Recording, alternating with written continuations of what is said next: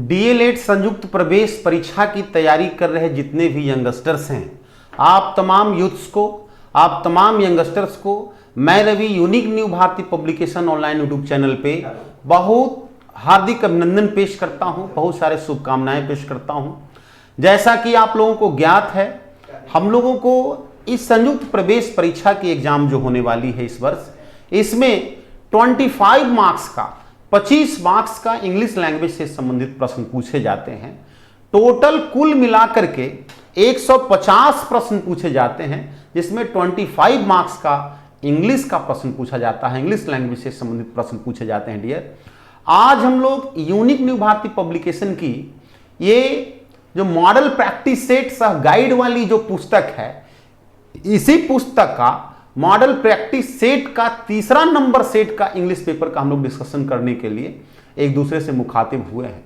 जुड़े हुए सारे विद्यार्थियों को बहुत बहुत शुभकामना, बहुत बहुत धन्यवाद। बिना समय गंवाए हुए सीधा हम लोग प्रश्न की ओर चलेंगे। आशा करते हैं कि आप लोग पहले से पैसेज का सारी चीज़ों का काम किए हुए होंगे, अच्छा मार्क्स आप लोग लाए होंगे, पहले से बनाए होंगे।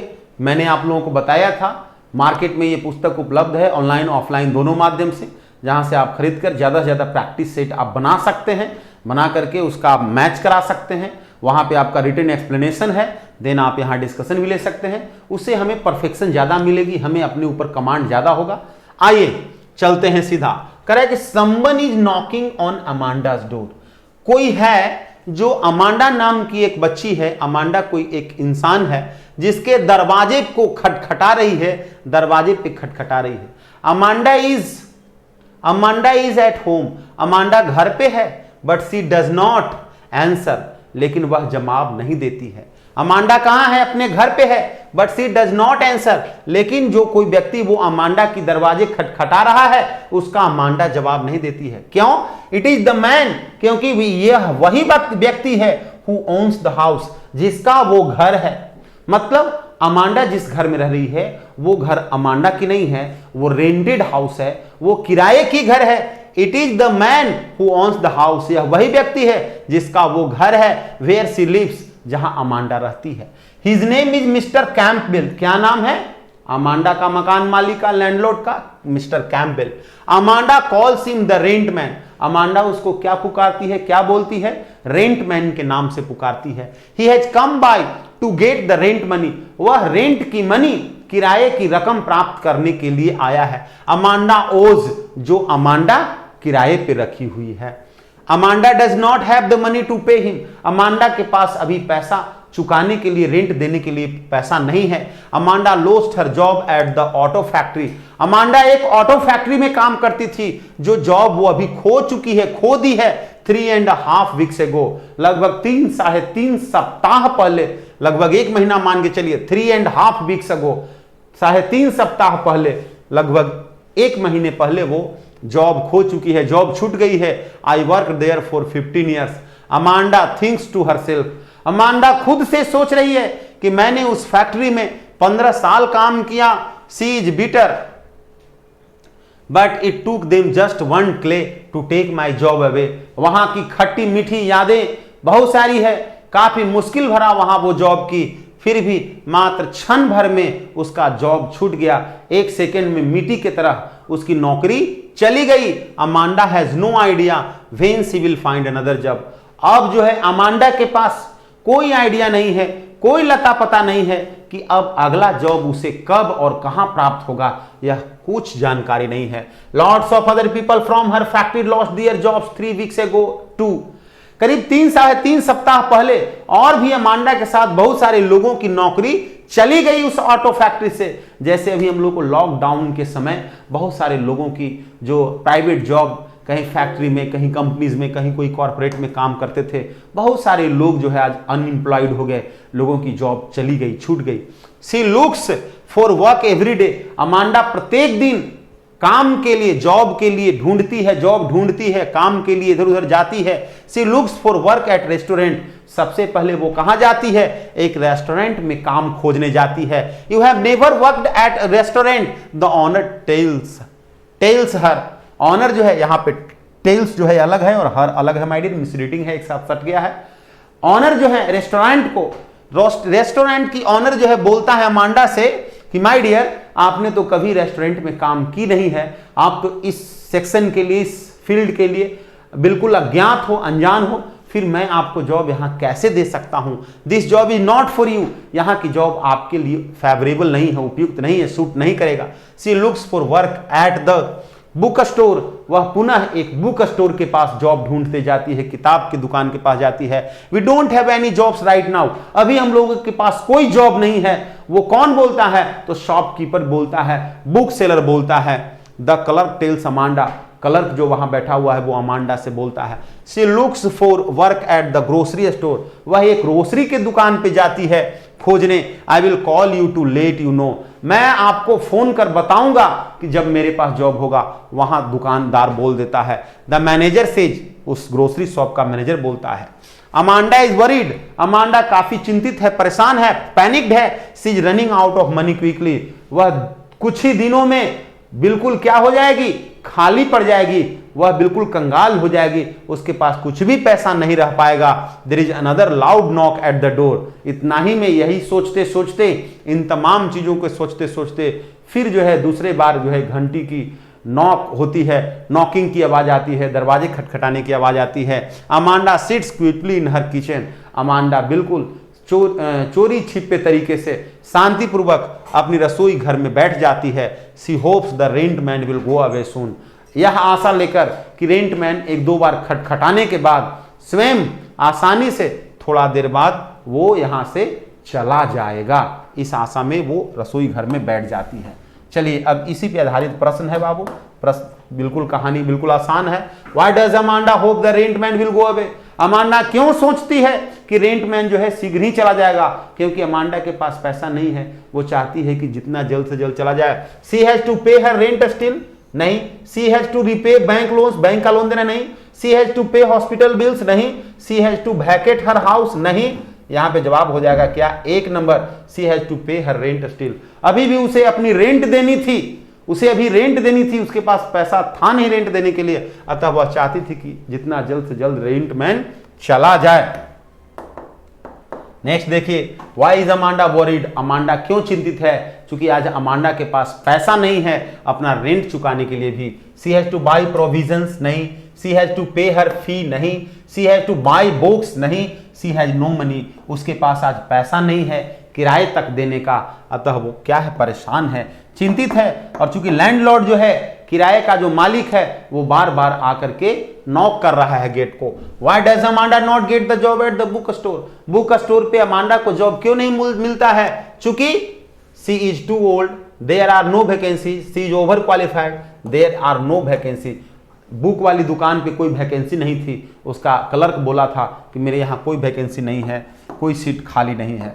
चलिए नेक्स्ट प्रश्न है, why does not Amanda have money to pay her rent, Amanda के पास अपना रेंट चुकता करने के लिए पैसा नहीं था, क्यों? चूंकि सी लॉस्ट हर जॉब, वो अपना जॉब छोड़ चुकी थी, उसका जॉब छूट गया था, इसीलिए उसके पास पैसा नहीं था, चूंकि वो काम नहीं कर रही थी। Why does Amanda call the man who visits the rent man, Amanda के घर पे प्रत्येक दिन जो विजिट कर रहा था व्यक्ति, उसे रेंट मैन कहता था, क्यों? क्योंकि वो हमेशा रेंट लेने के लिए आया किया करता था। Because he is her father, no. Because he the owner of the house he lives in, because he is her boss, because he is her tea. जवाब क्या होगा? Because he is the owner of the house he lives in, जिस घर में वो रहती है उस घर का वो मालिक था, इसलिए उसे रेंट मैन, लैंडलॉर्ड पुकारती है, बोलती है अमांडा। चलिए नेक्स्ट प्रश्न को देखते हैं, आगे का प्रश्न क्या कह रहा है बाबू। नेक्स्ट प्रश्न देखिए क्या बता रहा है। एक और पैसेज है, अब नेक्स्ट पैसेज में देखिए क्या कहा जा रहा है। करा small improvements can lead to big changes, छोटी छोटी इंप्रूवमेंट्स, छोटी छोटी सुधार बहुत बड़ा परिवर्तन ला सकता है। अ few flowers can change the look of a room, जिस तरह से फ्लावर्स की, फूलों की कुछ गुच्छा, कुछ फूल घर में लगा देने से, सजा देने से रूम की सजावट, रूम की सौंदर्य बढ़ जाती है। The efficiency of a factory for instance, या करेक्ट, इस तरह से उदाहरण के लिए यदि लिया जाए तो the efficiency of a factory, किसी एक फैक्ट्री की जो इफिशियंसी है, जो क्षमता है, जो ताकत है, depends on an infinite number of operations, भिन्न भिन्न प्रकार के जो फैक्ट्री में ऑपरेशंस होते हैं, कार्यवाही होते हैं, उस पर निर्भर करती है। Performed properly from day to day, दिन प्रतिदिन जो हर एक टाइप का अलग अलग किस्म के जो कार्य किए जाते हैं फैक्ट्री में, कंपनी में, उसी पे उस कंपनी का, उस फैक्ट्री की क्या होती है, क्षमता होती है, उसका अच्छा से अच्छा प्रोडक्शन होता है।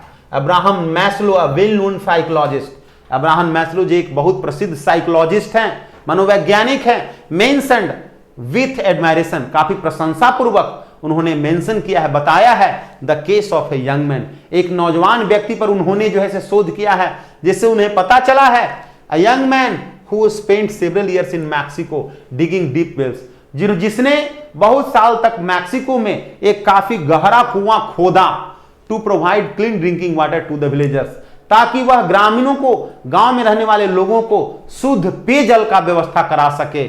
He managed to dig only 3 wells and had to spend enormous amount of time teaching the villagers to use pure water in place of contaminated water।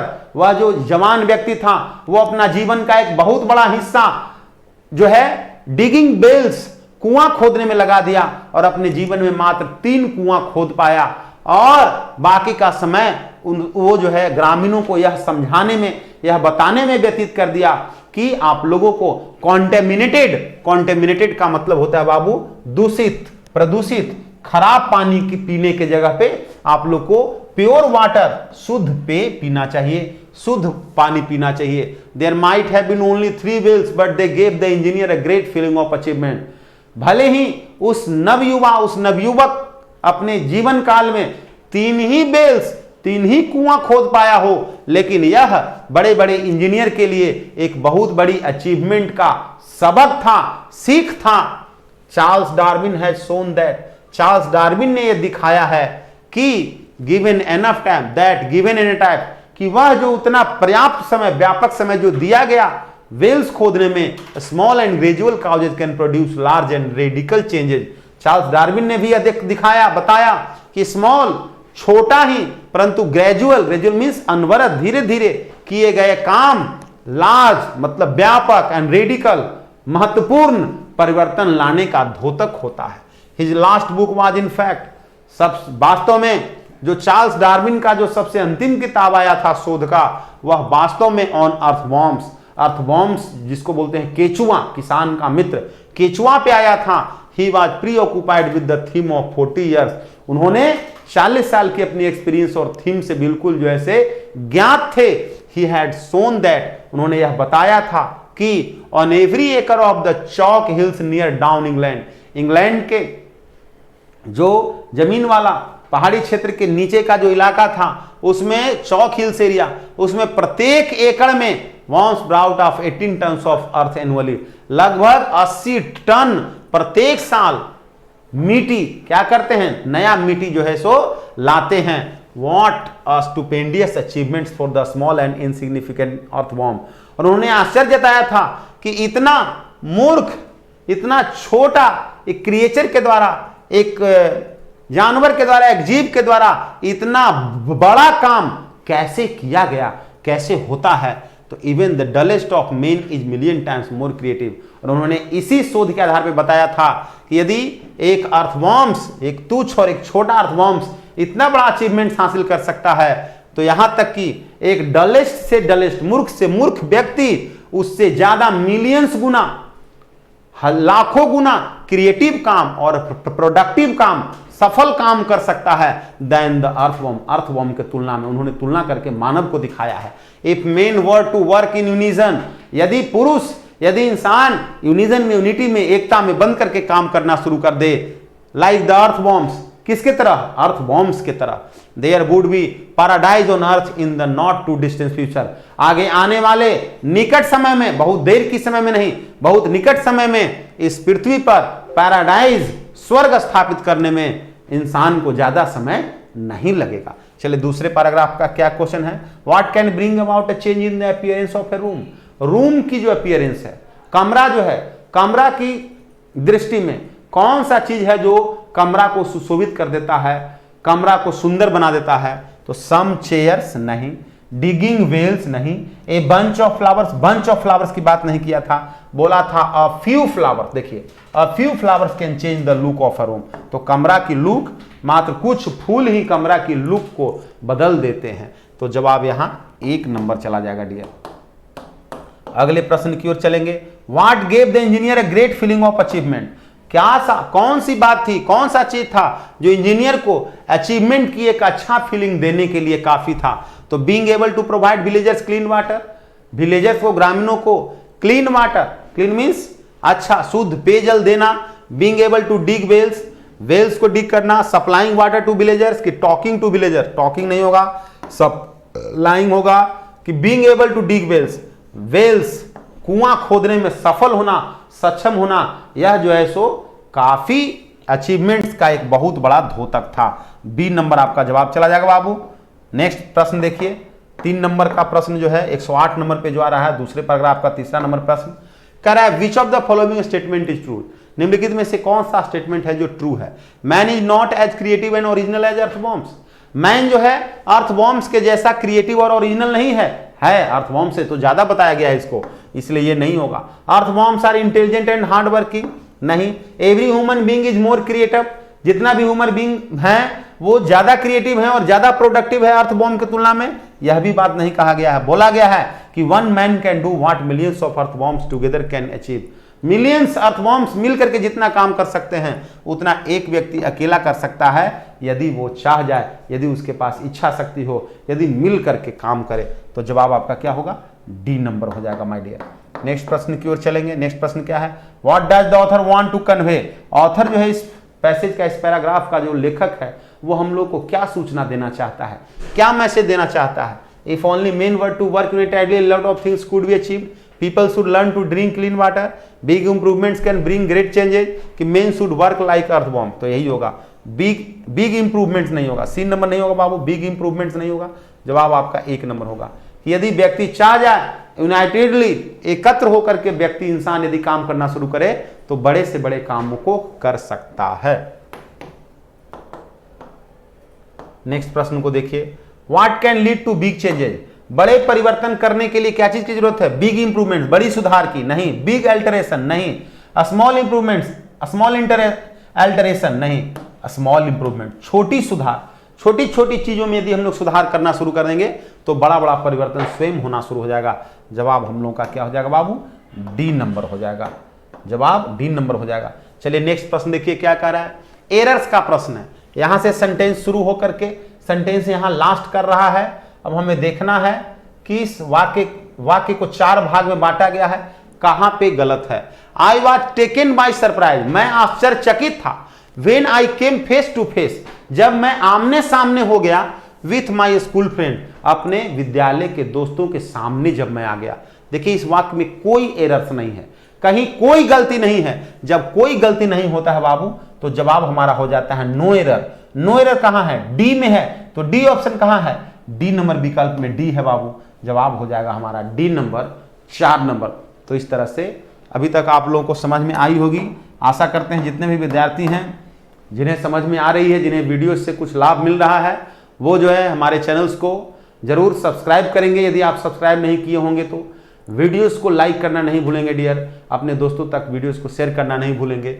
आइए देखिए क्या कह रहा है, a hot spring in which water intermittently boils, एक hot spring जहां पे रुक रुक कर इंटरमिटेंटली कभी कभी वाटर क्या होती रहती है, लगातार बॉयल्स होती रहती है, उबलते रहती है।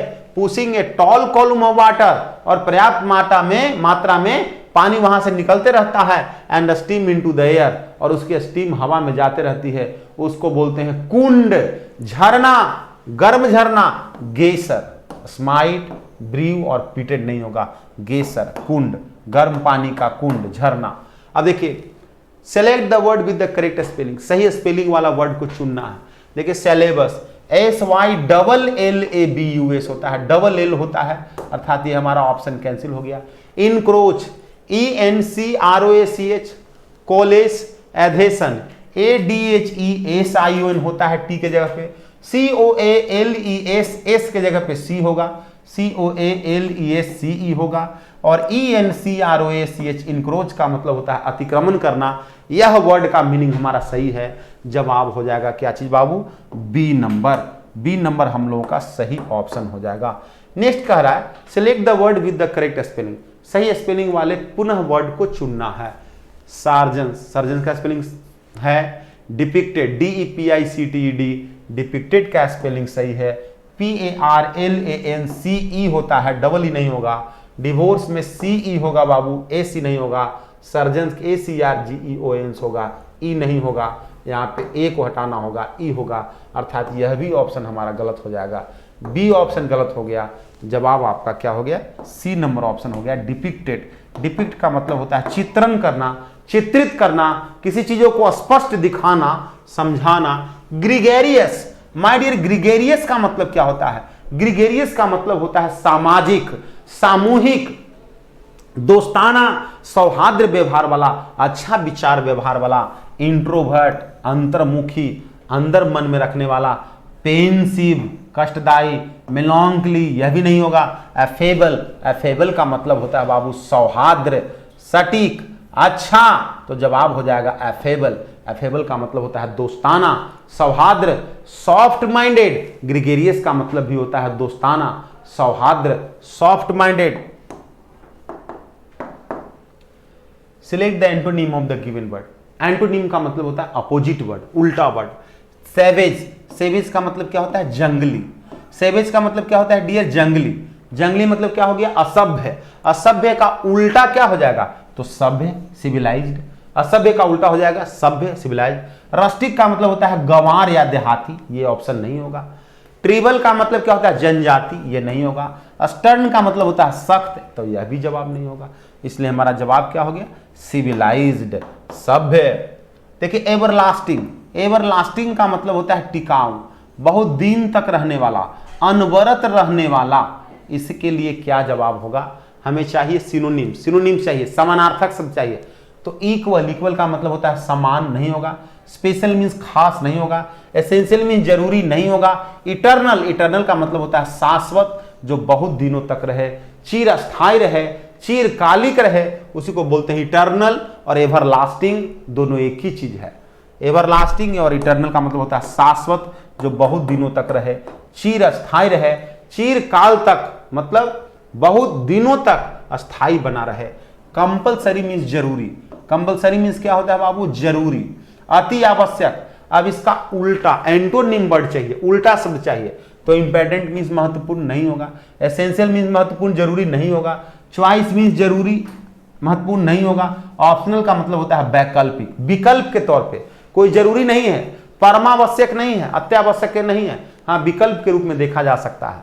तो कंपलसरी, अति आवश्यक, इसका विकल्प हो जाएगा ऑप्शनल, वैकल्पिक। नेक्स्ट प्रश्न है बाबू, mother cuts vegetables a knife. मां जो है सब्जियों को काटती है, क्या चीज से? नाइफ से, छुरी से। तो छुरी यहां क्या है? टूल्स है, एक माध्यम है किसी काम को करने का। तो जब किसी माध्यम का इस्तेमाल हम किसी काम को करने के लिए करते हैं, तो वहां पे माध्यम को दिखाने के लिए विथ प्रीपोजिशन का प्रयोग होता है। ऑफ, फ्रॉम या बाय नहीं होगा, विथ होगा, विथ अ नाइफ। इस तरह से हमारा क्या हो जाएगा? With a knife. आगे देखिए क्या कह रहा है, अ women's real character will always be more visible. देखिए एक महिला की वास्तविक जो चरित्र है, कैरेक्टर है, will always be more visible, वो हमेशा हमेशा से ज्यादा ही स्पष्ट होगा in his household than anywhere else, उसके घरेलू कामों में। मतलब महिलाओं की जो कैरेक्टर है, महिलाओं का जो कार्य करने की जो इफिशियंसी लेवल है, क्षमता है, घरेलू कामों में उसकी कैरेक्टर, उसके काम करने का ढंग ज्यादा स्पष्ट होगा, ज्यादा दिखेगा और कहीं दूसरे जगह के तुलना में। तो माय डियर अपने घरों में, तो अपने घर किसके? महिला के घर में फेमिनिन जेंडर है, फेमिनिन जेंडर के लिए हीज नहीं लगेगा, क्या लगेगा बाबू? हर लगेगा। तो सुधार कहां करना होगा? सुधार करना होगा सी नंबर ऑप्शन में, हीज के जगह पे डियर हर लिखना होगा। यही एरर्स है, यही गलती है, इसी को बोलते हैं एरर्स का प्रश्न। तो एरर्स क्या है? सी नंबर में है, क्या एरर्स है, क्या गलती है? तो हीज के जगह पे हर होगा। क्यों होगा? क्योंकि वाक्य का सब्जेक्ट वुमन महिला स्त्रीलिंग है और स्त्रीलिंग के लिए हमारा एडजेक्टिव भी, पॉजेसिव एडजेक्टिव भी स्त्रीलिंग वाला होगा। हिज जो है मैस्कुलिन जेंडर के लिए होता है, पुल्लिंग के लिए होता है। नेक्स्ट प्रश्न देखिए क्या कर रहा है। नेक्स्ट प्रश्न कर रहा है as you make your way in the interior of the Red Fort, जैसे ही आप लाल किला के भीतर प्रवेश पाएंगे, जैसे ही आप प्रवेश पाएंगे, लस ग्रीन गार्डन्स ग्रीट यू, हरे भरे भरे हुए हरे हरे गार्डन, बगीचे आपको अभिवादन करेंगे, अभिवादन करते हुए आपको देखने को मिलेंगे। तो वाक्य बिल्कुल सही है, इसमें कोई इन the interior of the Red fort, red fort के अंदर भीतर, इसमें कहीं कोई एरर्स नहीं, कोई गलती नहीं है। अतः जवाब हमारा क्या हो जाएगा, सी नंबर, नो एरर्स, कोई गलती नहीं है। नेक्स्ट प्रश्न, अगला प्रश्न, the telephone was by Alexander Graham Bell, Graham Bell Alexander के द्वारा टेलीफोन की क्या की गई थी, तो टेलीफोन की खोज की गई थी, टेलीफोन की आविष्कार की गई थी, टेलीफोन बनाया गया था। माय डियर रिसर्च, रिसर्च नहीं होगा, फाउंड कहीं खोजी, एक टेलीफोन खोया हुआ नहीं था कि उसको प्राप्त किया गया था, डिस्कवर्ड ये कहीं रखा नहीं हुआ था, जो नहीं मिल रहा था, भूला हुआ था, जिसका खोज किया गया नहीं, वैज्ञानिक सिद्धांतों पे, वैज्ञानिक नियम कानूनों पर उसे उसके कसौटी पे कसा गया, उसकी आविष्कार की गई थी। तो इन्वेंशन, इन्वेंटर था अलेक्जेंडर ग्राहम बेल, टेलीफोन का इन्वेंटर था, निर्माता था। इन्वेंटेड, इन्वेंट्स, इन्वेंट शब्द यहां हमारा सबसे उपयुक्त वर्ड होगा। One who treats skin diseases, वह व्यक्ति जो चमड़े की रोग का देखभाल करता है, चिकित्सा करता है, चर्म रोग विशेषज्ञ जिसको बोलते हैं, डर्मेटोलॉजिस्ट बोलते हैं डियर। रेडियोलॉजिस्ट का मतलब होता है विकिरण चिकित्सक, जो रेज के द्वारा किसी भी चीज का सफल ऑपरेशन करता है, चिकित्सा करता है, उसको बोलते हैं रेडियोलॉजिस्ट। सी नहीं होगा। कार्डियोलॉजिस्ट का मतलब होता है माय डियर हृदय रोग का एक्सपर्ट, हृदय विज्ञानी। गायनेकोलॉजिस्ट का मतलब होता है माय डियर स्त्री रोग विशेषज्ञ। सही जवाब होगा, क्योंकि पूछ रहा है ट्रीट्स स्किन डिजीज, जो स्किन डिजीज को देखता है उसको बोलेंगे डियर डर्मेटोलॉजिस्ट, चर्म रोग विशेषज्ञ। फेनेटिक, फेनेटिक का मतलब होता है माय डियर जुनूनी, अति उत्साही, बहुत ज्यादा किसी भी चीज पे उत्सुकता, उत्साह रखने वाला। इसके लिए सिनोनिम, समान अर्थ वाला शब्द चाहिए। फैंटास्टिक माने होता है बहुत अच्छा, नहीं होगा। फेम्ड मतलब होता है प्रसिद्धि, नहीं होगा। ग्रेट मीन्स होता है महान, यह भी नहीं होगा। इंथुजियास्ट, इंथुजियास्ट का मतलब होता है उत्सुकता, चेतना, किसी भी चीजों की बहुत ज्यादा चाहत। जवाब आपका 1 नंबर हो जाएगा। और आज का इंग्लिश का हम लोग का अंतिम प्रश्न जो है डियर, वह है select the correctly spelled word, सही स्पेलिंग वाला वर्ड। हैंकीफ, हैंकीफ का मतलब होता है रुमाल, HANDKERCHIEF। 1 नंबर जो स्पेलिंग लिखा हुआ है ये सही है, बाकी तीनों स्पेलिंग जो है गलत लिखा हुआ है। जवाब आपका 1 नंबर होगा। आशा करते हैं जितने भी यंगस्टर्स हमारे आज का सेशन देख रहे हैं, आप तमाम लोगों को ज्यादा से ज्यादा समझ में आई होगी।